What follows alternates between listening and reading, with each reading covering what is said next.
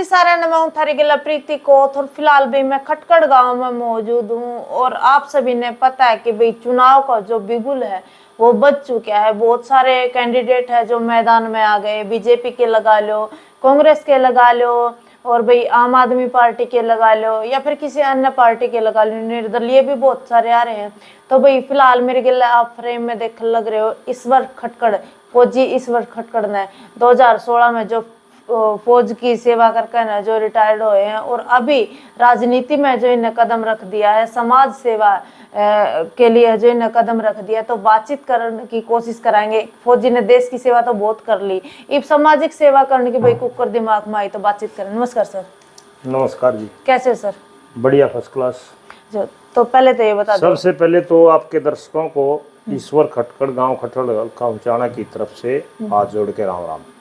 निर्दलीय चुनाव की तैयारियां कर रहे हो, मतलब क्या कारण है पार्टियों को छोड़कर निर्दलीय ही आपने क्यों चुना?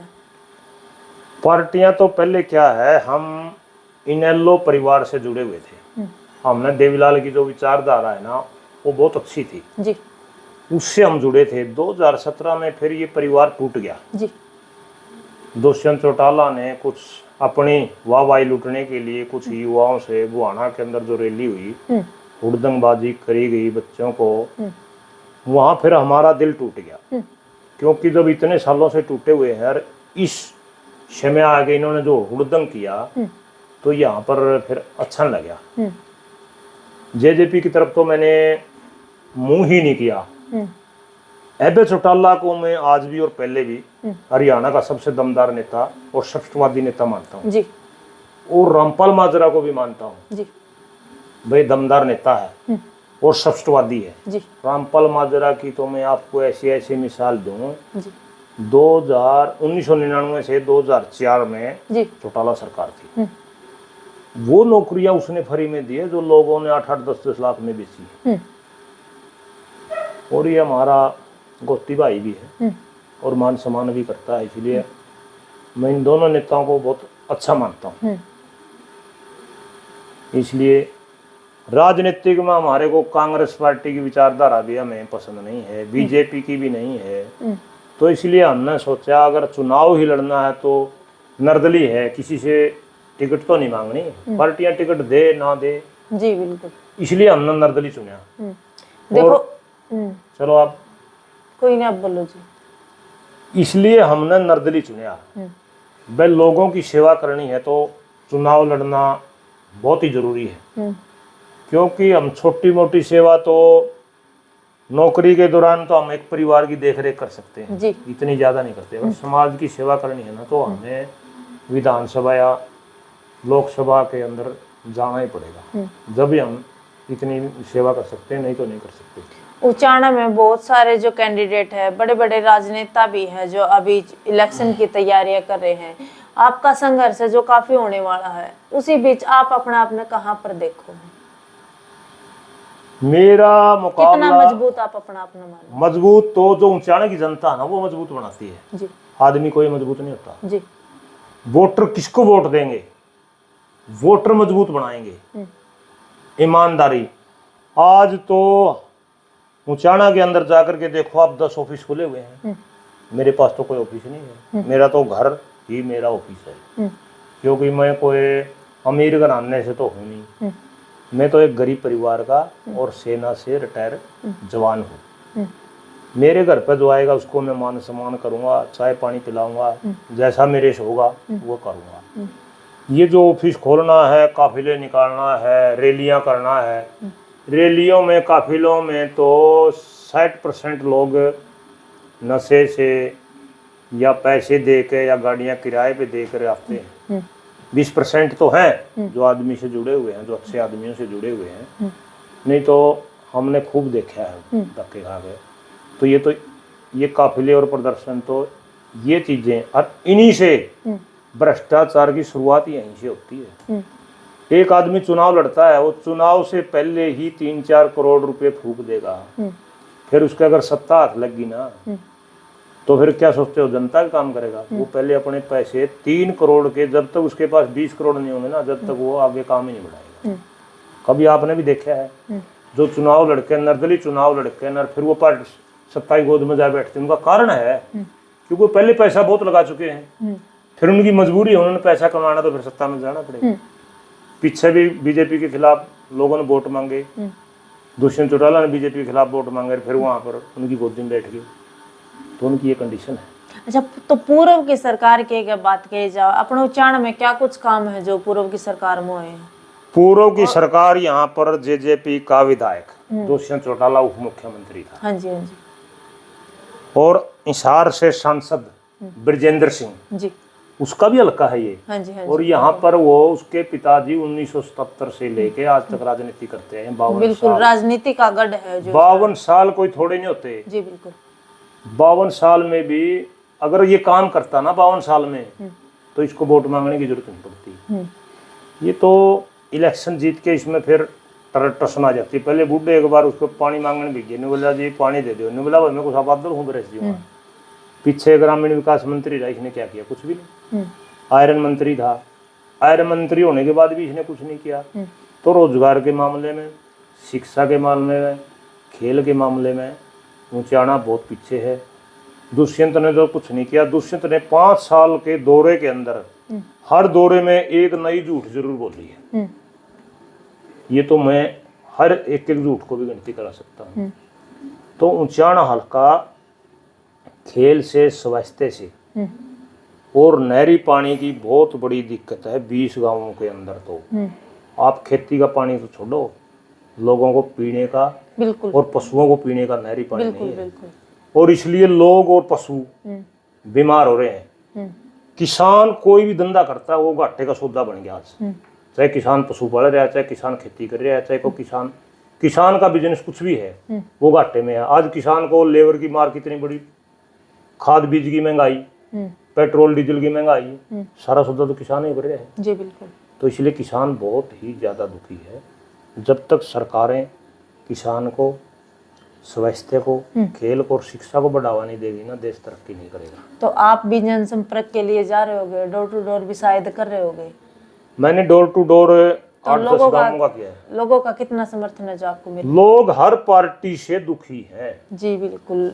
आम जनता अब की बार बदलाव चाह रही, बड़ा बदलाव चाह रही है। क्योंकि देखो कांग्रेस, बीजेपी तो पहले 10 साल कांग्रेस रहेगी थी, लेकिन कांग्रेस तो परेशान होकर, जनता है जो बीजेपी को लेकर आई थी, लेकिन अब बीजेपी से परेशान होकर दोबारा फिर कांग्रेस को लेकर आने लग रही है। कांग्रेस और बीजेपी की तो पॉलिसी है क्षेत्रीय दल खत्म हो जाए, कोई निर्दलीय ना पड़े, ताकि 5 साल हम लुटे और 5 साल ये लुटे। तो जनता उनसे तंग हो गया, हमारे को वोट दे, आराम से तंग हो गया फिर कांग्रेस को वोट दे। ये तो इनकी पॉलिसी है। बस 2 ही दल रहे देश में, क्षेत्रीय दल और निर्दलीय, जो लोगों की समस्या तक जा सकते हैं। अब यहाँ देश का प्रधानमंत्री नरेंद्र मोदी है या राहुल गांधी है, उसको क्या पता ऊंचाना में क्या प्रॉब्लम है, खटकड़ गांव के अंदर क्या प्रॉब्लम है, के लोगों को ही पता है। फिर अब खटकड़ में, छापड़ा में, भूसड़ा में, धनखड़ी में, बदाना में, नगूरा में, छात्र में, डोला में, करसिंधु में, बड़ौदा में 65 गांव है, 66 भी मंडी है जी। राहुल को क्या पता इन गांवों में क्या प्रॉब्लम है? हमें पता है ना। हाँ जी, यहाँ पर प्रॉब्लम क्या है। तो फिर क्या कुछ समस्याओं का सामना करना पड़ रहा है जो आम जनता को? जनता तो हर समस्या से दुखी है।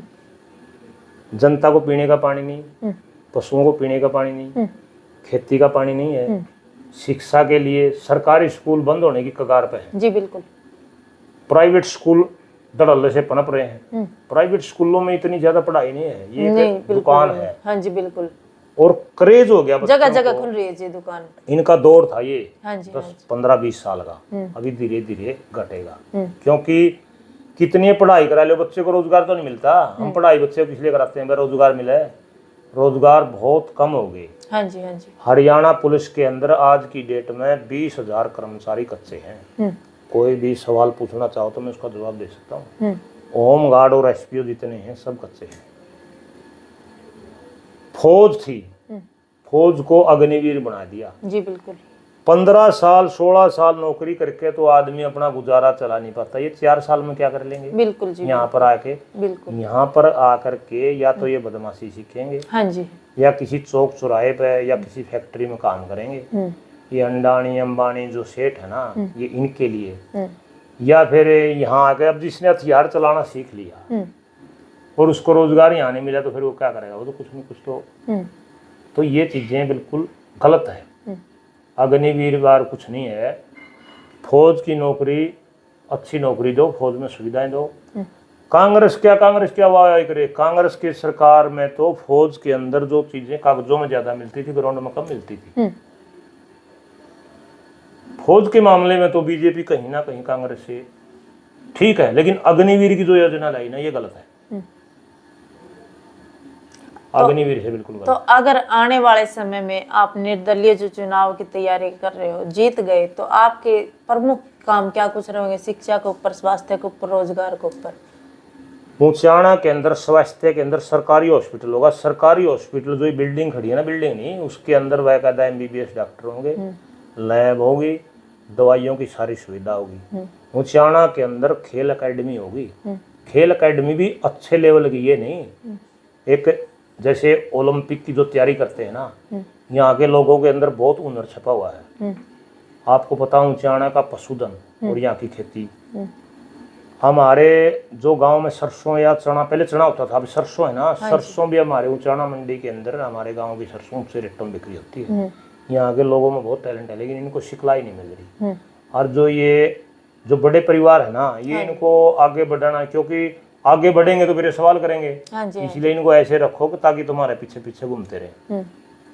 तो ऊंचाना के अंदर शिक्षा का, खेल का और स्वास्थ्य का, और किसानों को जो दिक्कत आ रही है, ऊंचाना के अंदर 4.5 साल में कभी भी परमानेंट SDM नहीं बैठे, यहाँ कभी तहसीलदार नहीं बैठा, वो हॉस्पिटल में डॉक्टर नहीं बैठा, स्कूल में मास्टर नहीं, बिजली घर में जे या लाइनमैन, बिजली भी गुल है और फुल, बिजली के बिल फुल है।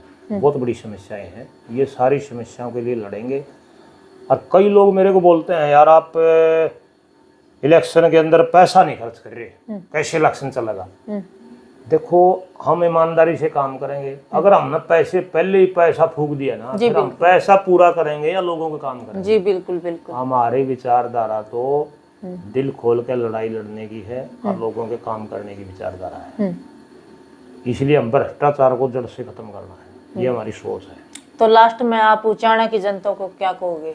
मैं तो ऊंचाना की जनता को ये कहता हूँ, भाई आपके भाई बेटे पोते रिश्तेदार हो, तन मन धन से सपोर्ट करो और एक एक वोट ईश्वर खटखड़ फौजी के फेवर में डालो, ताकि अगर आप मेरा साथ दोगे, मैं आपके उम्मीदों पर खरा उतरूंगा। इसको चाहे आप रिकॉर्डिंग भी कर सकते हैं। रिकॉर्डिंग तो होने लग रही सर, होने लग रही, तो इस चीज से घबराता नहीं। मैंने तो 1-1.5 साल पहले खटखड़ गांव इकट्ठा किया था। अच्छा। मैंने ये बोला था, मैं अपने जुबान से नहीं मुकरूंगा, मैंने तो इलेक्शन लड़ना ही लड़ना। फौजी आदमी आप, जुबान के तो पक्के हो फौजी आदमी। इसलिए मैंने चुनाव लड़ना ही लड़ना है, चाहे मेरे वोट 5 आओ, चाहे मेरे वोट 50,000 आओ, चाहे मेरे वोट लाख आओ। मतलब कहना नो चाहो कि मैं पेड़ा लगाऊंगा। हाँ, लगाऊंगा। वो कदे न कदे तो फल देगा। फल क्या, मेहनत करने वाले की कभी हार नहीं होती। बिल्कुल बिल्कुल, ठीक है। हमारी राहों में कांटे ही कांटे, पता नहीं खुदा ने कहाँ फूल बांटे। हमारी तो राह में, हमने तो कांटों में खेले हैं। भाई फौजी साहब तो शायरी भी कर ले मैं। तो इसलिए जो है, हम घबराने वाले नहीं है। फौज के अंदर ईमानदारी और आगे बढ़ना सिखाया है। जी बिल्कुल, पीछे हटना नहीं। अगर सामने से गोली आ रही है ना, तो पीछे नहीं हटना, आगे ही जाना है। जी बिल्कुल, या तो मरना या अगले को मारना है। चलिए, तो इसलिए हमने तो अगले को हराने के लिए हम लड़ रहे हैं, पीछे हटने का तो कोई सवाल ही पैदा नहीं। लेकिन जनता का सहयोग जरूर चाहिए। बिल्कुल, जनता ही जनार्दन, भगवान का रूप है। बिल्कुल, वो जनता ही जनार्दन है। जी बिल्कुल। और जनता से मेरी अपील है, हाँ जी, किसी के साथ लड़ाई झगड़ा करने की जरूरत नहीं है, खाली बटन दबाओ। जी, ये बटन है ना, ये परमाणु बम से भी खतरनाक है। बिल्कुल, टक बटन दबाओ, अपने आप मर जाएगा। बस ठीक है, चलो ठीक है जी, धन्यवाद आपका, थैंक यू। तो भाई ईश्वर खटखड़ फिलहाल मेरी गिलाफ फ्रेम में देख लग रहे हो, रिटायर्ड फौजी है, तो भाई देश की सेवा तो इन्हें बहुत कर ली, लेकिन अब ये सामाजिक सेवा करने के लिए जो इन्हें राजनीति में है जो कदम रख दिया, निर्दलीय चुनाव की जो तैयारियां कर रहे हैं, तो इस वीडियो के प्रति भाई आपकी क्या राय है? तो आपकी राय जो सब कमेंट के जरिए जरूर रखनी है। और ऊंचाना में आप कौन सा चेहरा देखना चाहो भाई कमेंट बॉक्स में जरूर लिख दियो। मिलते हैं नेक्स्ट वीडियो में। जय हिंद, वंदे मातरम।